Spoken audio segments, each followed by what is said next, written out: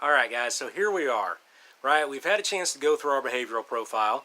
We've had a chance to come through now and look at the pillars.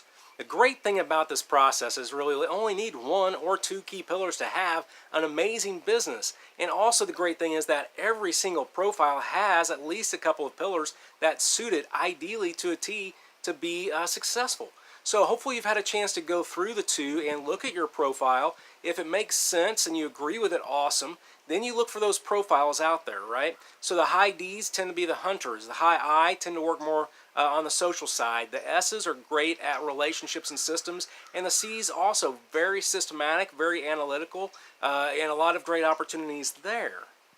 So one or two key pillars is all it takes. Now it's time to dive in and create that business plan, because that business plan is going to give you the roadmap you need for success. So down below I've included that link so you can go through the process and understand that every single pillar has benchmarks of success out there. It has average conversion rates. If you don't know those, you can find them online and Google them. But I mean, some quick examples are, if you prospect expires, well, about every 50 conversations are going to give you a listing.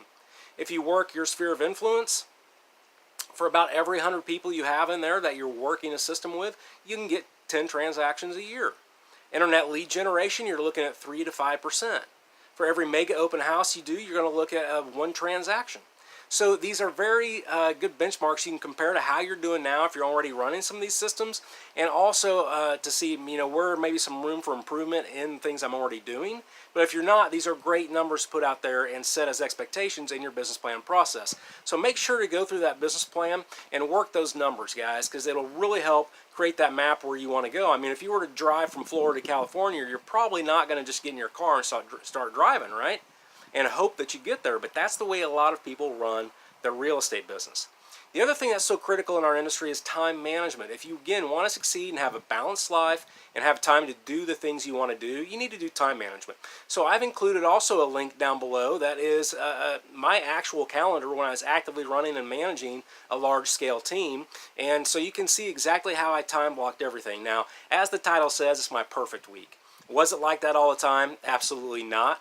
But it was how I, stayed on track with things. It's what I really tried to adhere to. Sometimes I got a little off track, but I always used that as my guide to get through the process. So you can see here where we've gone. We've started out with laying out our profile, right? Because that makes us tick. That makes us who we are. We've looked at the pillars that go along with that. We've then identified our story and started to learn, I hope, as to what's led us to this point in our life. Are we at the dip or not?